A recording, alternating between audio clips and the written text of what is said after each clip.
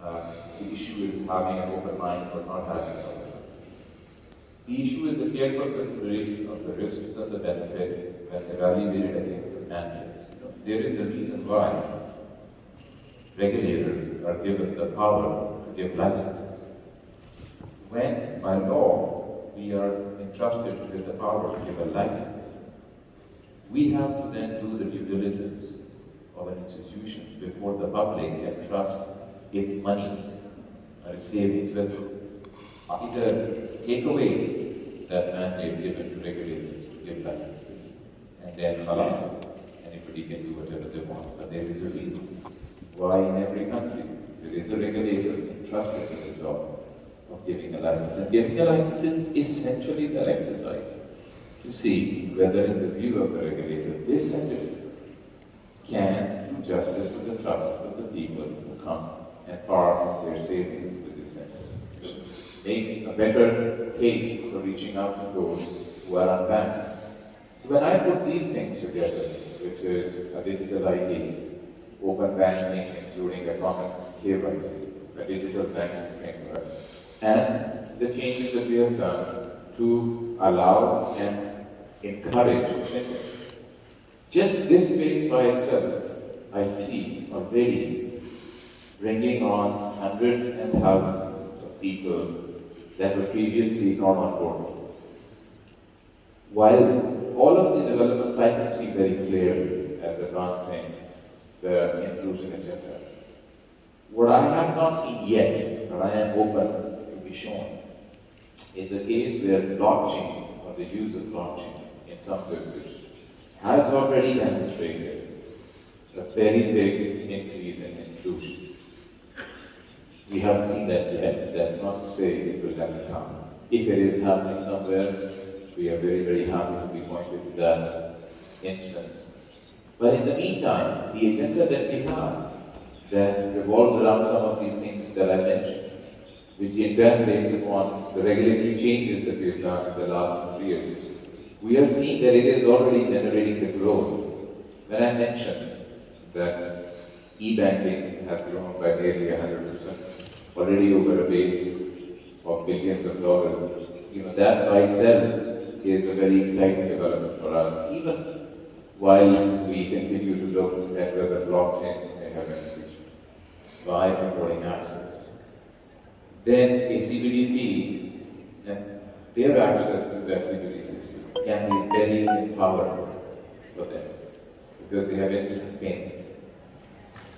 And that to us is a very clear, exciting prospect. There are already currencies, one fintech, which is offering to small retailers, these are mom and pop shops, full in Pakistan, mostly in the informal economy, which is offering something like an interface similar to WhatsApp, and everybody uses WhatsApp.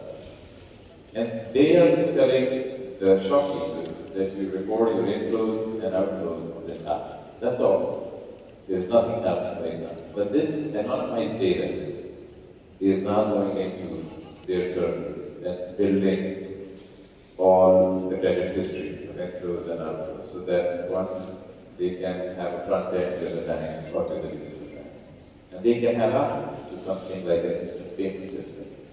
They can begin to do small loans to such small retailers. Now, this is an illustration of the promise of the CBDC.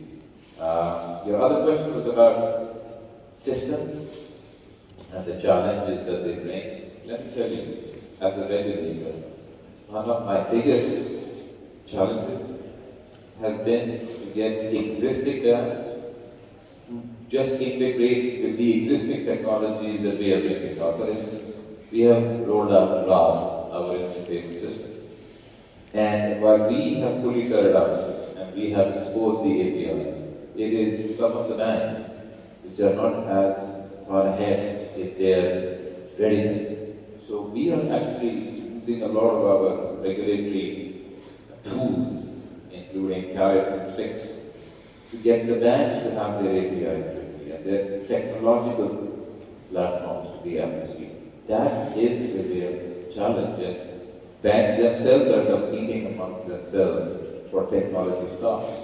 So one of the best professions in Pakistan right now is those, and a lot of them are the youth, that are trained in IT-related areas. But it continues to be a challenge we are pushing. And therefore, we have already 11 of the major banks into RAS, that every week all coming online. But, takes a lot of pushing. A digital ID system integrated into an open banking approach with an environment of digital banks, common KYC. We can have, tremendous growth just off of this base before we even consider something like a DLT. And this is an immediate reward right in front of us. So given the paucity of human resources and time in terms of initiatives to focus on to achieve the end goals, we see clear benefits with the role with where we are headed. I think perhaps in advanced economies, first of all, inclusion is an agenda that has been achieved to a greater extent. They are less concerned about competitors to their own currency.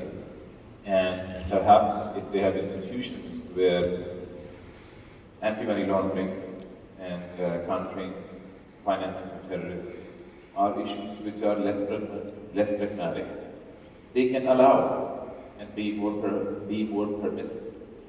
We are in a stage as a large emerging market to push the modernization of the banking sector, which includes attracting capital from outside, from international investors. As part of that, we also want to demonstrate that we don't have tolerance for money laundering, for financing terrorism.